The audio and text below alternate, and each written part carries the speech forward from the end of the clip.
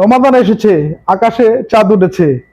আল্লাহর তরফ থেকে সবচেয়ে বরকতময় মাস রমাদান। এই পবিত্র মাসে আমি চাই না কারোর সাথে কারো সম্পর্ক বিচ্ছিন্ন থাকুক। পাড়া প্রতিবেশী, আত্মীয় স্বজন, আমার প্রিয় পরিবার, সকলেই একসাথে মিলেমিশে থাকি। ইফতারের সময় যখন হাত উঠবে দোয়ার জন্য, সবার নাম থাকুক সকলের মনোজাতে। হিংসা ভুলে যাই, অভিমান ছেড়ে দেই। রমাদান আমাদেরকে শেখায় আল্লাহর সন্তুষ্টই সবচেয়ে বড় সম্পদ।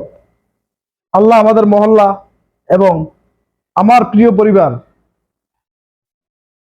সকলের হৃদয়কে তুমি ভরে দাও শান্তি আর রহমতে। আলহামদুলিল্লাহ। পবিত্র রমাদান মাসের শুভেচ্ছা এবং আন্তরিক মোবারকবাদ।